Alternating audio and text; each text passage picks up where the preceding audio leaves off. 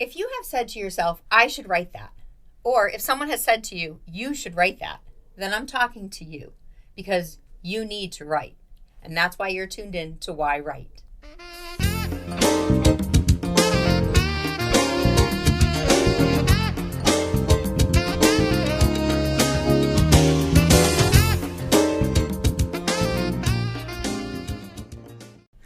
Hi, welcome to yWrite. I'm your host, Angela Grout. Thanks for tuning into this episode of yWrite. We're going to find out what writers are writing, and perhaps it's going to inspire you to write your story too. Today I have in studio a beautiful woman from Holyoke, Massachusetts, and her name is Karen Blanchard, and she has written a book called Life at the Table, and it's everyday family stories from mealtime to memories. So, it's a little bit of a memoir, and we're going to talk about how it is to write that. Let me tell you a little bit about Karen. She has served for decades helping the homeless and folks dealing with addiction and life transitions. And, we all have life transitions. So that's everybody that she's willing to help. She draws from her own experiences, and we're going to talk about that and how her own experiences help her to quietly reflect things that she's writing in her book. She is very passionate about helping people heal, and she believes the best way to start healing is by coming to the table. So today, I'm inviting her to the yWrite table here on this episode, and we're going to chat. So I want to welcome to the show Karen Blanchard. Thank you. Thank you for having me. You're welcome. Thank you so much for coming. And boy, as a fellow author, just love the colors, love how the title pops. Yeah. I mean, I designed that. I saw that, because my publisher, Gary, I get, no, I want this, I created, it just all comes from the heart. It really does. And I mean, just the coloring of it and this red really feels like that love, and it's not like the harsh red. It's very, I like to think of it as warmth. Candlelit warmth. Right. Warmth. I mean, and it's just so sweet seeing, I love it when a title can tell you what the book's about. Yeah. I mean, not just the title words, but the picture. Right. Because it's really about a family, at a table. Yeah. And this is where we make a lot of memories. And that's it. And that is being a lost art, I kind of can say. Dinner time. Nobody's eating together at the kitchen table, or the kids are on their devices, or, people are just not communicating like they used to. And if COVID taught us anything, family is important. And you could lose somebody like that, and not to have that, connectedness, it's very sad. And so I'd like to hopefully prompt people to start eating together as a family, and to join each other's company, and just talking about everyday things. Yeah, no, I mean, it's so important. I love when, my children are a little bit older, so we'll get together at a restaurant, instead of the kitchen table, it's there. And but it's okay. like the conversation that we have, like finding out what's going on in people's, lives. And, it's just very important to stay connected and keep each other informed on each other's lives, because no one else is your better cheerleader than your family. Absolutely. And if they don't know what's going on in your life, right, they don't can't know. Support you. Yeah, they can't support you if they don't know. So when you decided, I have a couple questions. I have a lot of questions. Okay, all right. Well, when you decided to write this book, did you sit down and do an outline and say, these are the stories that I want to tell? Or what motivated you to say, I'm going to write a book? Because so many people will say, I want to write a book. I want, and going is different. I really can't describe it. I was just so compelled to do it. It just kept nagging me that, every time I had a free moment, I'm sitting down at the computer, I'm watching TV, and I'm going, I really should be working on the book. Yeah. I didn't need any motivation to do it. I was constantly working on it. And of course, I have a busy life. I've got a full-time job. I play softball 3 times a week. I had a lot going on, yet I still felt compelled to write it. And it just kind of evolved by itself. You do one story and think, oh, this is a thought for another story and another story. And it just kind of evolved. So one of the things I first noticed about this cover is like the quick short chapters. Yeah. So as a writer, if you're going to write, 1 or 2 pages, it's not, people are like, oh, how do I write a book? Sit down and write it. And, it doesn't have to be 18 pages in a chapter. Something like this, a 1-page memory is easily digestible. Yeah. And the way you have this laid out, I mean, you have your nice table of contents, but I'm going to just, come on, go here, but here it's like, you have the breakfast chaos. Yeah. And, you can just read that chapter. Yes. And then you could skip over to this chapter, And you get the visual with the pictures. Yeah. And I think that's really brings it all together. So, okay, now we're going to jump ahead. Where'd you get these visuals? Well, I have to admit, I did use AI to create the visuals because I really wanted something soft and cohesive with the chapters, and so I did work with AI for that, and it was just amazing. And so when you work with AI, you put in, I want a family looking at the table, someone's consoling. Exactly. You put just put the prompts in, and it some people are afraid of AI, but it is such a tool, right. And as a grant writer, it's really a helpful tool. I do a lot of grant writing, and it really helps you put things together. I mean, it's not you don't expect it to do everything, but you got to put your personal touch on it, but it's still, helpful. It's a tool. When you were doing the pictures, did you happen to come across like anything funky that AI did? Yes, it did. And even the front cover, because I did that through AI, it made his shirt green and his shirt green. So there's two green people. So they blended. Yeah. And so I had to, try. Yeah. And sometimes it just doesn't get it. It doesn't understand. I want you to just change his shirt, you know? And well, that's the thing is, like, I want people to know, like, if you're going to work with AI, you still are doing some of the work. Oh, absolutely. I had another author on here, a young girl who wrote a book, and she used AI for her pictures, and I remember her telling me, like, she had a picture of a man, and he had 3 arms. Yeah, one of my people did have, like, an extra arm. So it's like, where did this arm come from? Don't throw AI pictures in there. You got to edit them very carefully. You really do. But it's fun to me, because it's a way for me to be creative. Yeah. And just say, I'd love to, this is what I envision, can you produce it? Yeah. Because I don't have an art, my father is an artist, a very Why gifted didn't he artist. draw them? Well, he's 88 years old now, and, He might have been a little slow. Yeah, I couldn't get him to do 38 pictures. So, So, again, the motivation to write a book, I totally resonate with, because I get, like, the universe finds the time for you to do it. You really find the time to do it. Sometimes you have to carve it out a little bit, especially I feel in the editing process. Do you find that? Thank God I have an amazing friend, and I'm going to give him a shout out for him, Verdon Hill. He is my editor, and he is one of my best friends in the whole wide world, and he does my editing for me. That's wonderful. So. Yeah, I have a friend who is a literary specialist, and Pam Tully, thank you, and my friend Mel, I call her modern day Mel, Melissa Bermudez, and for them to comb through it. Yeah. In each book, I've had different friends go through that and stuff, and it's so helpful because friends understand your voice better than hiring like a stranger who's an editor, but at the same time, there's editors out there, and having someone else look at your work is really important. Yeah, it absolutely is, because it was just the little things that he caught, that I would have never caught. Right. So it was, and plus he knows my voice and he knows me, and so that really helped, I think, in the process. So when you were writing this, did you handwrite it? Did you type it all in? Oh, I'm a typer. You're a typer. I can type 120 words a minute. Okay. So sometimes my, brain, my fingers go faster than my brain even. I have that too. And I've even tried like dictating into my computer, and then I'm like, I can type this faster. Yeah. Because you have to talk slow to Surrey, and when you're on that, like, okay, let's just go.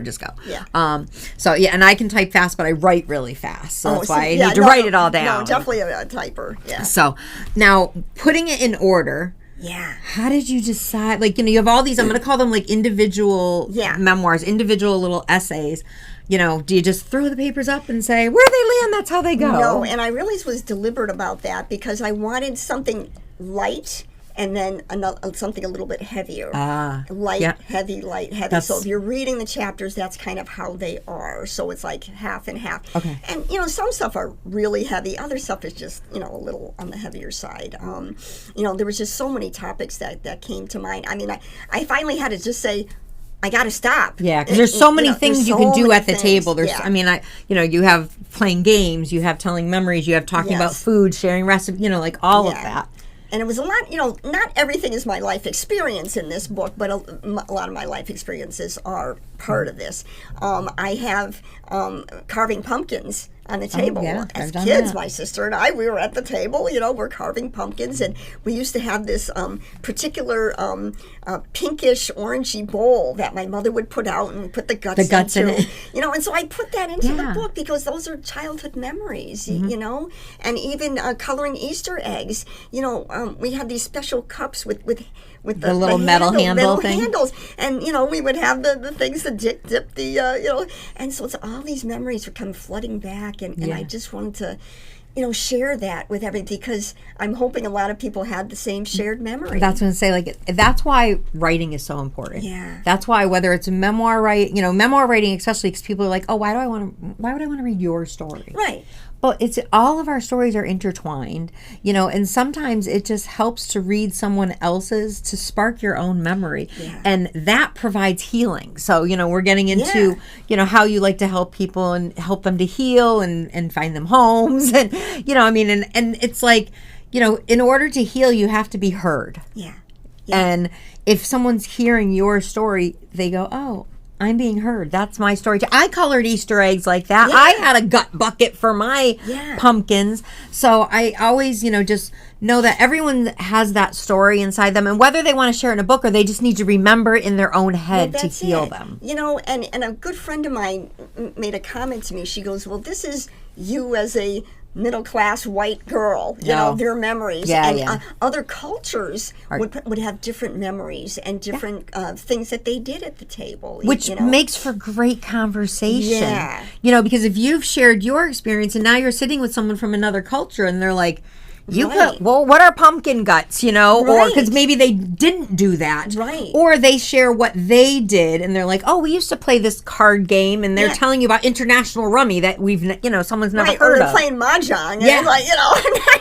And it's again, more conversation to have at a table with more people. Yeah. And it's reading this, I think, will allow people to, especially people who are like shy, to have conversations with other people, because they'd be like, oh, I read this book and this woman talked about XYZ at the table, and and now opening a conversation for someone else to share their story. Yeah, and I think some of the things I have in there are pretty universal. So one of them is talking about, what if I won the lottery? Ooh, yeah. It's like, who doesn't talk about that at some point in their lives, either at a restaurant or at the dinner table, or I would. But we can't say what if, it's when we win. Yeah, I know. Yeah, when I do win that lottery. When I win the lottery. So, what was your favorite part about writing? Oh, I just love to write. Like I said, as a grant writer, I just love to write, and I always have. And it was funny. I was thinking of the story just the other night when I was in junior high school. I was a junior in high school, and my English teacher, for some reason, didn't like me. Oh. And I would be doing these book reports, and of course, I was a big Star Trek fan. Okay, so I would do my book reports on Star Trek, and she hated it. And, she pretty much almost flunked me. And, if you don't pass English, you don't go on to the next grade. But you were writing, and you're writing in English, so you're I know. And so I hate this. She got pregnant halfway through, and so I got a substitute teacher, so I got passed into the next grade.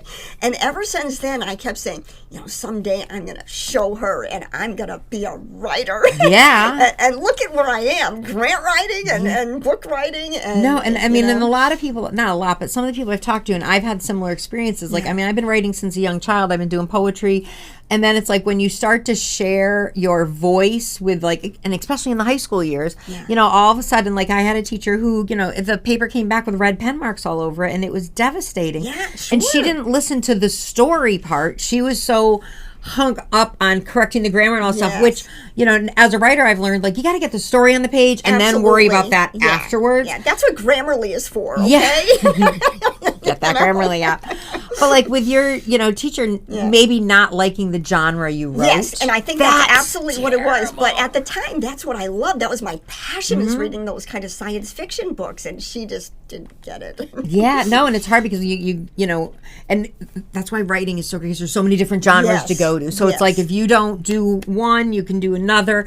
Just read, just read. Write what you're passionate about. Right. As long as it's not going to hurt anybody. Right. That's what I always say. No. Don't give an instruction on how to do anything hurtful.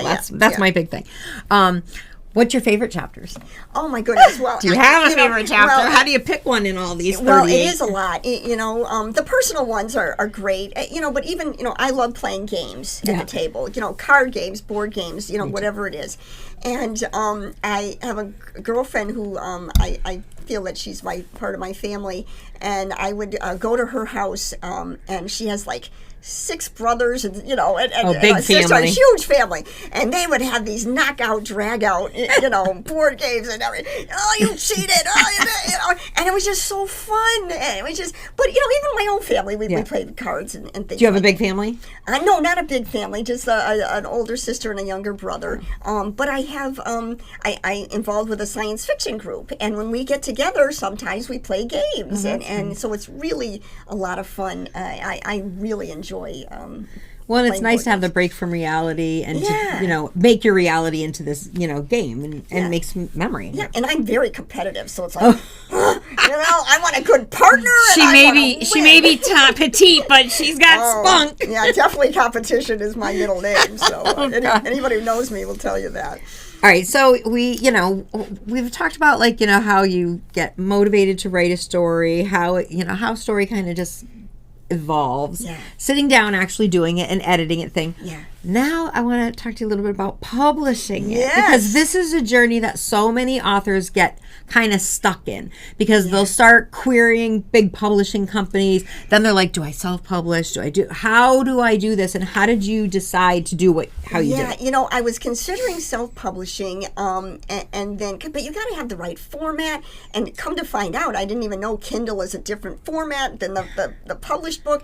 And so I happened to see your interview with Mike Torville. Oh. And I called him up right away, and I said, Mike, you wrote another book. I knew he was an author up until then, and especially with Astrid and everything. But he said, yeah, I'm going through, Gary at the Burning Bulb Publishing. I said, well, you have to contact, make the introduction, and he did, and he is just so wonderful. Oh. We had like a talk for about an hour on the phone, and he is just a wonderful guy. I met Gary years ago that he was filming a movie here in town.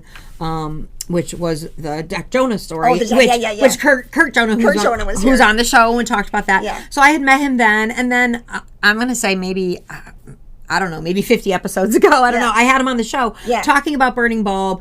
He loves making horror movies, and he's a little bit more of like a graphic horror writer type thing. But he's an actor, and he has a publishing company. See, I didn't know all that about him. And he was just fascinating to talk to.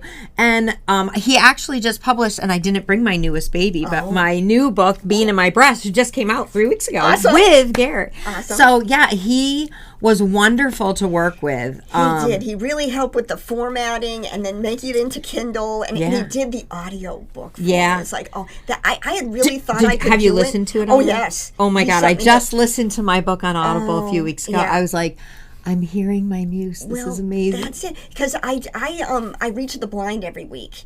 Valley iRadio, and it's like, I could do my book into it, but it's so complicated, and you've got to know how to edit it just right, and he just did it all for me, so I can't say how appreciative. It would have taken another year for me to get it on audio, so he just did it. It's great. I mean, I have a book called Dear Baby Get Out, which is the final days of pregnancy, and I actually use that book when I teach writing classes, stuff about if you have a baby inside you, if you have that book inside you, you're the only one who can give birth to it. Right. I mean, you can get, a little bit of an epidural, but you still have to do the labor. And that one I've recorded as an audiobook, but I haven't uploaded it yet because it's, I mean, it was a lot of time sitting in the studio to record each chapter. Yes. And, now I have them all, but I need to upload it, which is on my 2026 to-do list. Because it's been sitting there for a year and a half. And I'm like, all right, I need to do this.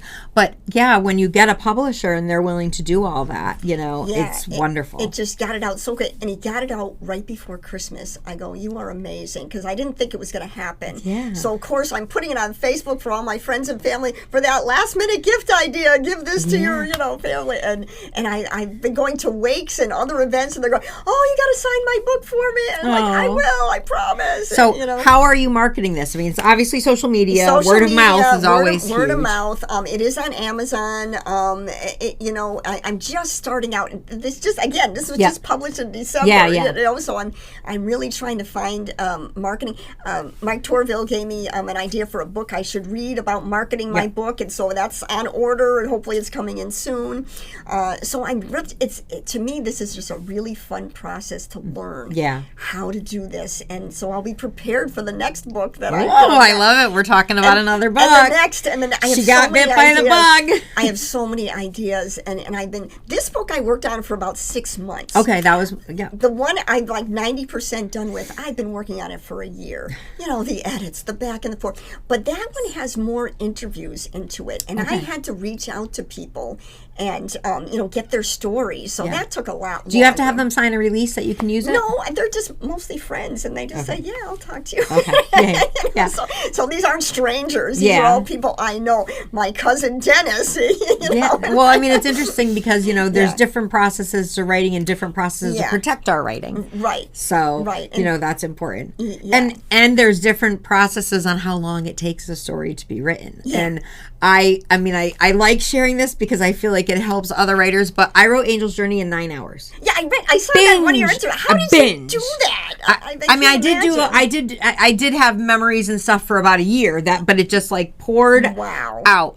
Dear Baby Get Out, I did in about 2 weeks. Yeah. This one took over 20 years. Yeah, well, that's it. I'm going, I've had this for a year. Because I had the topic, but I needed that personal story to go with it. And so it just took so long to find somebody who had that experience that I could use as the personal story. So, that's amazing. Yeah. That's really great. So I love that you're working on something else. I am. I'll come back to it. It's about nourishing the soul. Okay. So I can release. Okay, I was going to say, do we have a title or at least the synopsis it's about of nourishing the soul, and it just that one I really feel was divinely inspired. It just really came to me and says, you've got to write something about it, because I've had so many of my own experiences.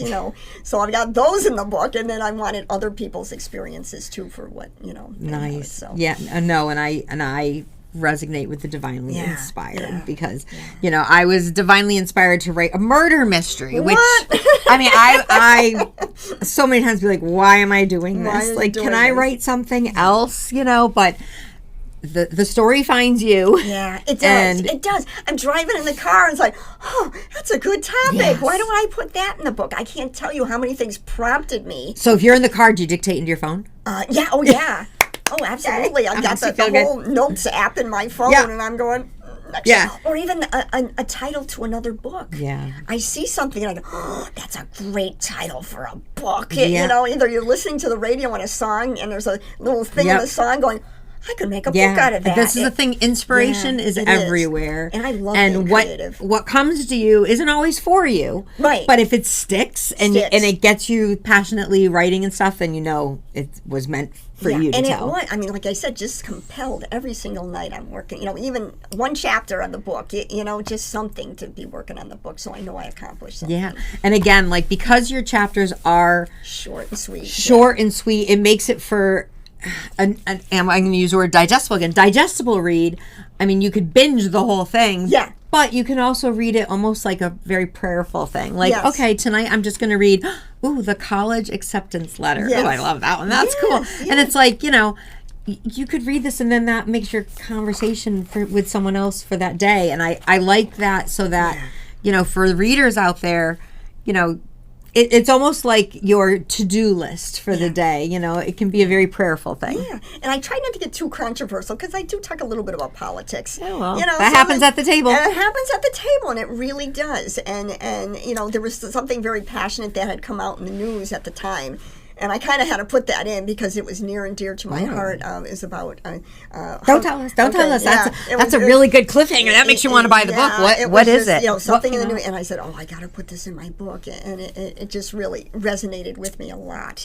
And so I sports, okay, because I'm a big sports person, and I talk about the Mets weren't winning the World Series, but then I turn it when actually the Red Sox won the World Series after all those years, and the first the disappointment of Red Sox fans having the Mets win, and then you've got the the Red Sox people, oh my God, we won the World Series, and so it's just the emotion and listening to the commentators saying they won, they've made it, and so that was just a lot of fun to write that kind of.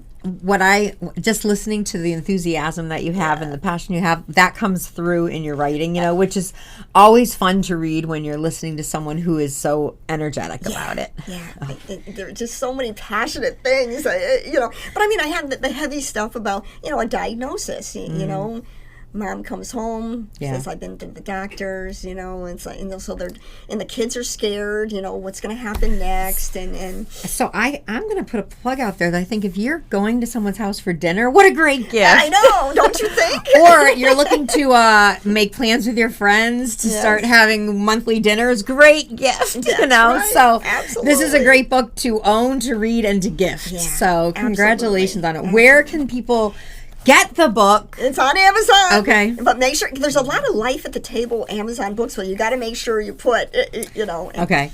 Well, here you see the cover right here. All right, so they can go to Amazon. If they want more information about you or how to get in touch with you, or if someone's local want to plan like a book signing, get you find out about your book tour, how do they get in touch with you? Yeah, email me at blanchardk930@gmail.com. Would love to hear from you. Love to hear about your stories, because what if I do a second book? I want to put other stories in, and so they can email you a story. Absolutely. Looking for feedback and what another topic I could add. That would be cool to do an anthology, because then other people's stories are in there. And a lot of people said they would like to have seen it expanded, particular stories. We want to see what really happens with that story, because again, it's just snippets at the table. Oh, you just gave me a good idea. It'd be really cool to make this into a little play. I know. Each little chapter. It would. Ooh, all right. We'll talk more. We'll talk more after. So fun. All right. About that. We got to wrap up because the ideas can start flowing. Thank you so much for coming on the show. It's been more than a pleasure to get to know you and your writing and all of that. And I'm glad that we share a publisher. Shout out to Gary Vincent and friends, Mike Torville, and friends. Kurt yes. Jonah. I mean, this is one of the things about being an author is networking. Yes, and meeting such wonderful people on the journey. I mean, this is why I started the show. Is I had questions of why people were writing and trying to build my own confidence. And as I'm sitting in coffee shops with other authors, I'm like, if I'm asking these questions, other people have these questions. So I'm like, let's do the show and not only answer the questions that I want answered, but to explore the curiosity of what people are writing, so people can read their books, because we need exposure, and the best way to get an audience is word of mouth. Read the book, write a review. That helps the author. Share it on your social media. Yes, I need reviews on Amazon. Everybody put your reviews on Amazon. Me too. So do that. All right. Again, thank you very much. I appreciate it. Yes. This is the time in the program where my listeners who are writers know I like to give a writing prompt. Okay. Because if they want to write, and I'm using.